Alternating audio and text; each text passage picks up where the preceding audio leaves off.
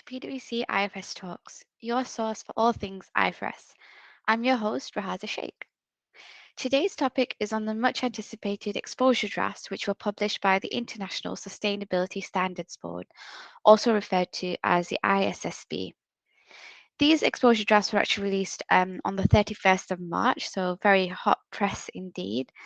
And today I have two guests joining me to talk to our listeners about what the exposure drafts entails. I'd like to welcome Scott Bandura, a partner who sits within PwC's Global Accounting Consulting Services team, and Mark O'Sullivan, the head of corporate reporting in the UK. Thanks for joining us today. No problem. So a bit of a background. The ISSB published two exposure drafts recently. This consists of IFRS S1, the general requirements for disclosure of sustainability-related financial information, which Scott will walk us through, and IFRS S2, climate-related disclosures, which Mark will walk us through. These are updates to the prototypes that were issued in November 2021, refining concepts and disclosure requirements. A comparison to the initial prototypes has also been published by the ISSB, which might be useful for those who previously analysed the prototype standards, and we can include a link to the comparison in the talking points that accompany this podcast. So before we go into the details of each of the exposure drafts, Scott, can you maybe remind our listeners on who the ISSB are and what their objectives are?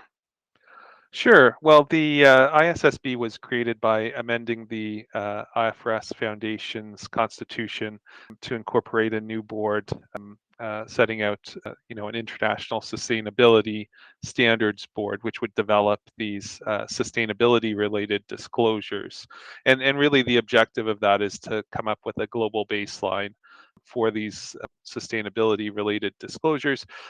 They've established the board. It's still being worked on. All the board members have not been appointed, but the chair, Emmanuel Faber, who was the former CEO of Danone, was appointed. The vice chair, who's Sue Lloyd, formerly the vice chair of the ISB, and also a special advisor, Janine Guillot, the former CEO of the SASB or Value Reporting Foundation. So those positions have been filled, but more board members are expected to be appointed over the coming months. And I just point out that as well as the two exposure drafts that have been issued, the aim is also to incorporate the SASB standards into the initial standards that are published by the ISSB. So if you think about it, the 77 SASB standards plus these two exposure drafts really mean that there are potentially 79 documents that somebody could comment on. If we think about the climate-related exposure draft, which Mark will comment more on, but the SASB standards there are the source of the industry-based requirements, and these would become a required component of the climate standard. And then in terms of the general standards, the exposure draft proposes that entities provide material information on all of the significant sustainability-related risk and opportunities necessary to assess enterprise value, and in the absence of specific IFRS sustainability disclosure requirements, the ED would require that companies consider the SASB standards to identify sustainability-related risk and opportunities and develop appropriate disclosures. And so this enables the sustainability disclosure standards to make use of the range of related risk and opportunities from inception with the status of implementation guidance.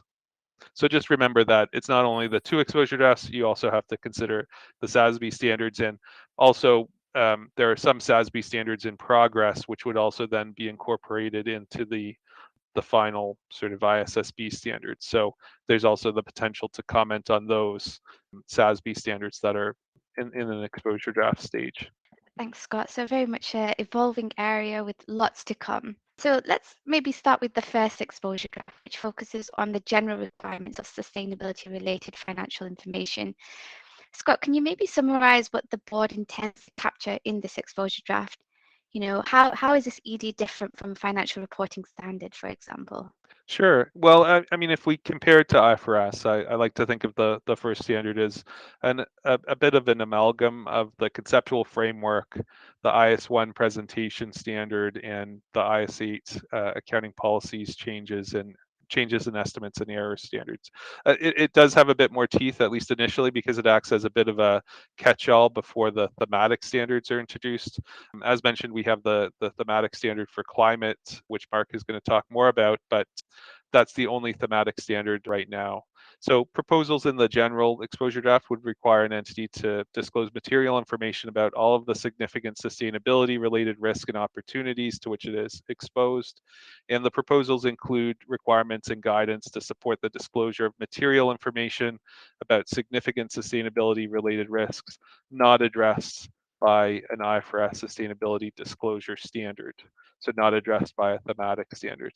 And there's a bit of a hierarchy set out when such thematic standards don't exist to identify how to actually make these disclosures. So entities are directed to consider other sources that include the industry-based standards, which I mentioned, the ISSB standards, the International Sustainability Standards Board non-mandatory guidance, such as the CDSB framework, and application for guidance for water and biodiversity related disclosures. The most recent pronouncements of other standard setting bodies whose requirements are designed to meet the needs of users of general purpose financial reporting or sustainability related reporting, and the sustainability related risk and opportunities identified by entities that operate in the same industries or geographies. Thanks, Scott. And I guess linking back to your point around, links with IS1 and IS8, there are some areas in the general requirements ED that actually link back to some of the conceptual elements that exist in IFRS standards. So one example is materiality, there's also reporting entity boundary and other connected information.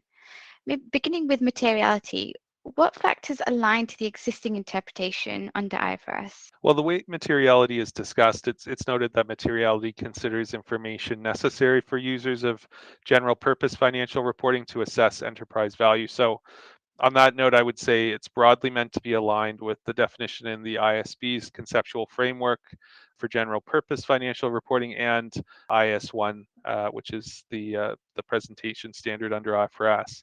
So it's noted that information is material if omitting, misstating, or obscuring that information could reasonably be expected to influence decisions that the primary users of general purpose financial reporting make on the basis of that reporting, which provides information about a specific reporting entity. But the ISSB also notes that materiality judgments will vary because of the nature of sustainability related financial information being different to information included in the financial statements.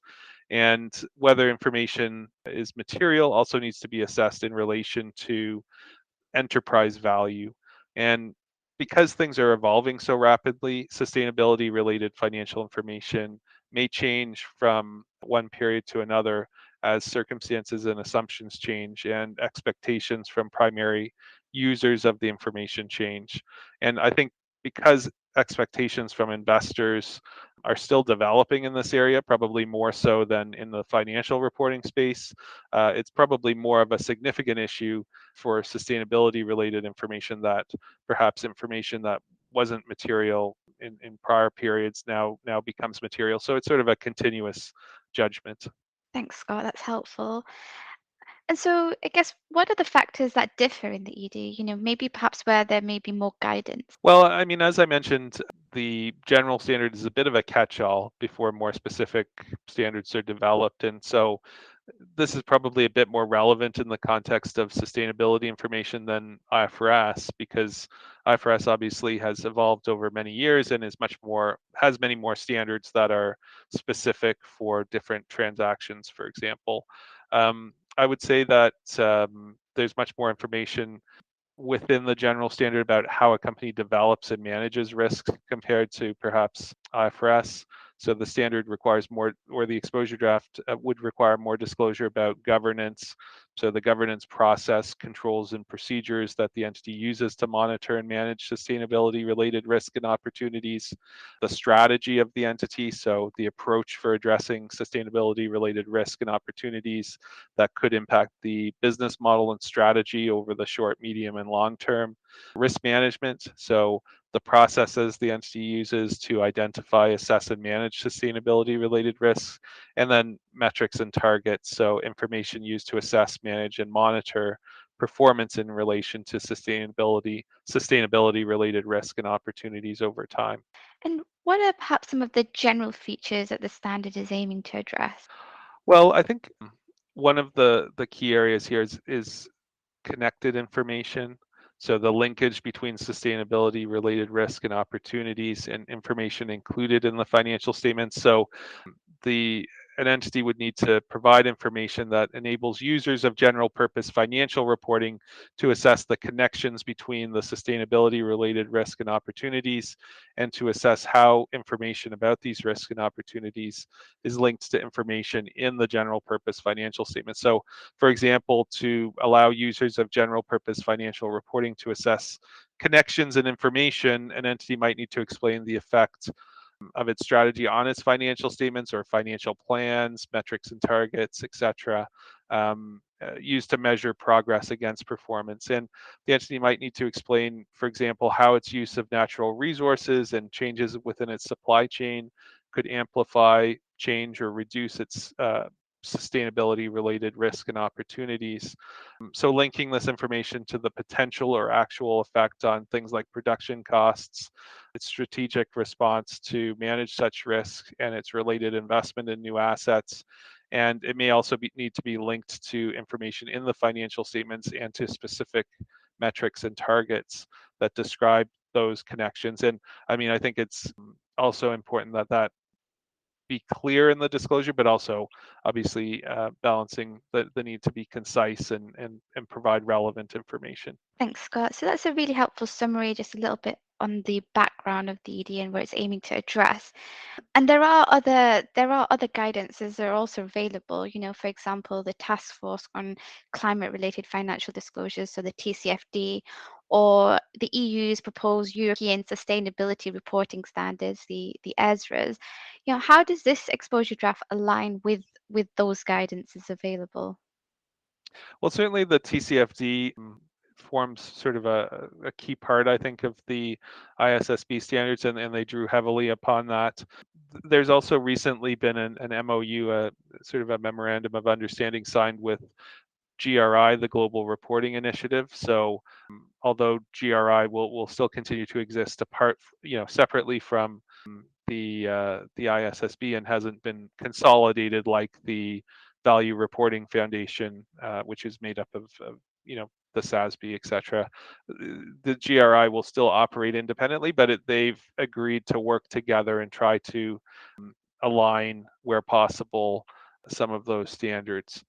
I would say the EU standards have not yet been issued for public comment, but it seems, from what we've seen so far based on what they've said to date, there is some divergence potentially in those EU standards from what the ISSB is proposing. I'm sure this will be something that EU companies and stakeholders will definitely be focused on when they have the opportunity to formally respond. And, it's very early stages in the EU standards, so there'll be lots of opportunity for further discussion on that. Sure, something for our listeners to look out for in the future. And Scott, I understand you recently met the ISSB in Montreal. What are some of your reflections of that meeting? So I went to a meeting in Montreal last week because the ISSB office is being established there, and had the privilege to hear from Emmanuel Faber from the ISSB, Erki Lincoln from the trustees, and Janine Guillot as special advisor.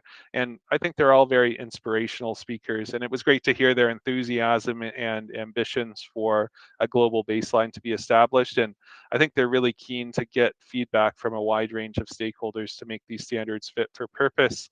So, I would say, if you do have an interest in the exposure drafts, I do think they welcome your feedback, and that they're trying to make these, really suitable as a global baseline and incorporating as much stakeholder feedback as they can. So I think that's, a great opportunity for everyone to comment on these standards before they're issued. Thanks, Scott. I very much appreciate your insight on the exposure draft and your personal reflections on it too. So moving on to the second exposure draft, which focuses on climate-related disclosures. Mark, can I bring you in to maybe summarize what the objectives are? Yes, certainly.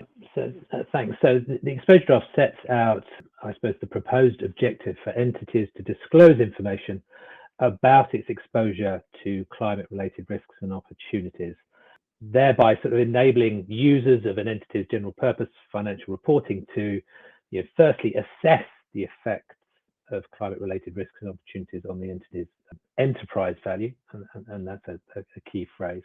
Secondly, to sort of understand how its use of resources and the corresponding inputs, activities, outputs, and outcomes support the entity's response to and strategy for managing those climate-related risks and opportunities. And then finally, to be able to evaluate an entity's ability to adapt its planning, its business model, its strategy, and its operations to the climate-related risks and opportunities it's identified. Thanks, Mark. So there's a common phrase there where we're referring to climate-related risks and opportunities. So what are the types of climate-related risks and opportunities that are captured in this exposure draft? You're right. I'm not sure how many times I mentioned that phrase.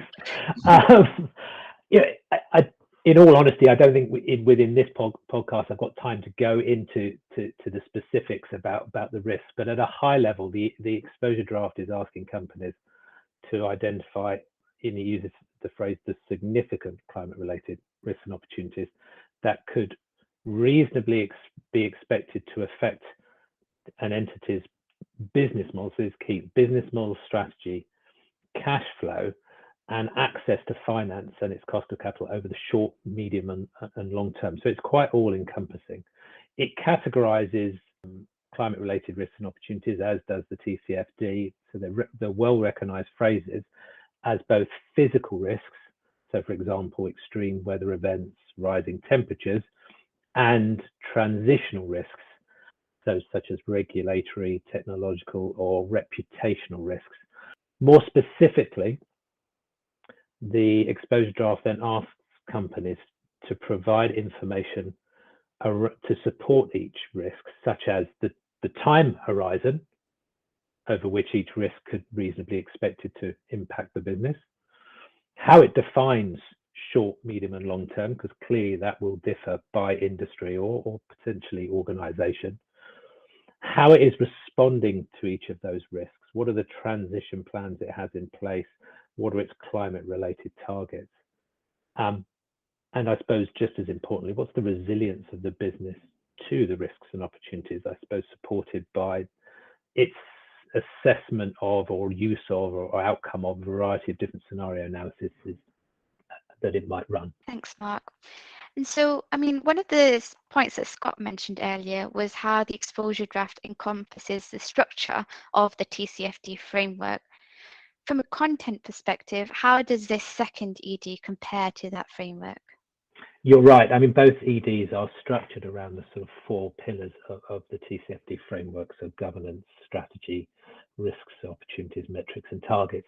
And the content of the climate-related exposure draft is broadly consistent with the TCFD framework itself. Indeed, the ISSB has pulled together a very helpful document comparing the two, just so you can sort of like a snapshot that allows you very easily to see where the differences are. And whilst it is broadly consistent, there are a couple of areas where it does differ. First and foremost, it emphasizes the importance of certain aspects of the TCFD supporting guidance. So whilst the TCFD framework it sort of has its 4 pillars and 11 recommendations, it is supported by quite a substantial amount of guidance. And what the ED has done is pull out some of those aspects of the guidance and sort of made them more front and center when we think about the reporting standard itself. There are also certain aspects where the ED goes further than the framework itself does. These include requiring more disclosure around carbon offsets. So in an organization's attempt to get to net zero, it may need to purchase carbon offsets to achieve its ambition. So more disclosure around that. Additional insights around scenario analysis and the resilience of the business. And I mentioned earlier, the resilience of the business to adjust or adapt its strategy over time and how the scenario analysis is conducted. Scott mentioned earlier, and we'll touch on shortly, there is more of a requirement around industry-based metrics driven by the work of ISSB. Scope 3 emissions are required, and there is more analysis required around Scope 1 and Scope 2 emissions. And with a growing focus from the investor community on Paris-aligned reporting, there is also the requirement for an organisation to explain how its targets, its climate-related targets and its scenarios compare with the latest international agreements on climate change, which is something, again, different to where the TCFD is at the moment. Thanks, Mark. And you mentioned that the ISSB have pulled together the helpful document comparing the ED with the TCFD recommendations. That's something that we can link to in the talking points that accompany this podcast as well. And coming back to the point you mentioned around existing SASB industry metrics, what can preparers expect from those additional disclosure requirements? Yeah, as Scott quite rightly pointed out, and often it's easy to forget, we're not just talking about 2 new EDs here. There are a substantial, over 70 new sort of SASB standards that are directly referred to within the ED and are incorporated into it. And it's a completely new focus for organizations when you think of existing financial reporting sort of industry agnostic requirements. And there's a relevance to that here. Climate change is impacting different organizations in different sectors in different ways. And so the ED is encouraging or requiring, or will at the moment, requiring companies to assess what industry they fall in. And this could be more than one. And then subsequently disclose the identified metrics within each of those different industry standards. So the key element here for me, I suppose, is for organizations to get on the front foot here within the comment period and assess whether, the proposed metrics are actually relevant for their industry and sort of engage in that debate. And there is a specific question within the ED, question 11, that they may like to focus attention on because of the specificity that this requirement lends itself when it comes to industry specific metrics. Thanks, Mark. And so for our listeners, could you perhaps expand a little bit more on what your personal reflections are on this exposure draft? Yeah, it's still early days. There's a lot to digest. And I suppose some of my sort of early reflections are driven by our experiences here in the UK, because of course we're going through the first reporting cycle where TCFD disclosure is mandated. And it's interesting to see that a number of the areas where the ED has placed further emphasis or looked for more disclosure, as I mentioned earlier, around carbon offsets, transition plans, scenario analysis, financial quantified information, are all the areas that companies in the UK have been grappling with. And what's interesting when I reflect on the UK experience, when I look at the first sort of batch of December year-end reporters, about 50% of them have reported that they've got more work to do, and especially in the areas I've just mentioned. So there is a question sort of hanging over the standard as it is at the moment about how quickly companies can report against it in its totality, and therefore how companies, whether there will be a requirement to comply against the standard, and therefore what that will look like, because there's a substantial amount of information that will be required for companies to report on, and therefore a substantial amount of work that they will need to have gone through in order to report that information. So that's one aspect. Another thing is around proportionality. And I think what is key is that companies approach the climate standard with the right mindset.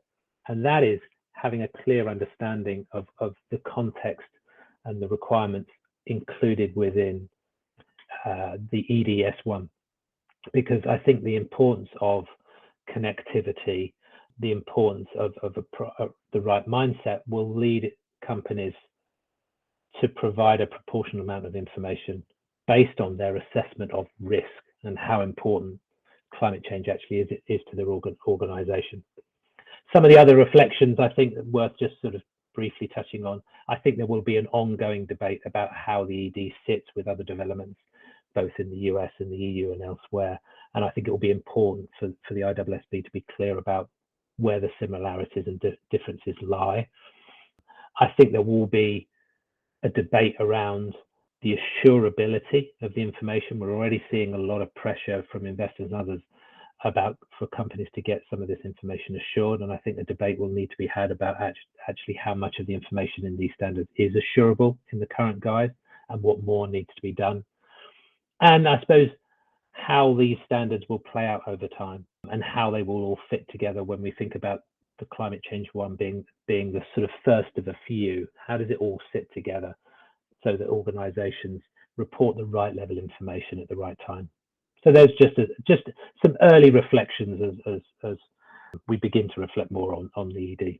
Thanks very much, Mark. Very, very insightful, and I'm sure our listeners will appreciate your personal reflections on the exposure draft and the direction it's heading. So perhaps we can wrap up. I think it's probably useful just to understand what the next steps are. Scott, can I bring you in to maybe just explain to our users what to expect next? Sure. So, I mean, the comment deadline for the exposure drafts is the 29th of July. 2022, obviously. So, there's not a huge amount of time to respond. So I think it is important to start the process early if your organization does intend to respond. After the comment period closes, the board does intend to move quite quickly, we understand. So the aim would be to have new standards hopefully by the end of 2022. In terms of how to respond, the ISSB have included an online survey to increase efficiency in responding. And I think it's important to note as well that you don't necessarily need to address all of the questions. You can just respond to ones that you think are most relevant to you. I think, as I mentioned previously, engagement is key to help increase the quality and usefulness of the standards. And just again, a reminder that the SASB standards are being incorporated. So I think it's important at a minimum to look at those ones that are aligned with the industries in which you operate. Thanks, Scott. This highlights the importance of these exposure drafts given the upcoming deadline to respond and the intention to issue standards by the end of the year. I hope our listeners found these insights as useful as I did. Once again, thank you very much to both Mark and Scott for joining me and sharing your views and personal reflections on the exposure drafts. Thank you all for listening, and until next time, stay safe and happy accounting. The preceding programme was brought to you by PricewaterhouseCoopers LLP. This content is for general information purposes and is not a substitute for consultation with professional advisors.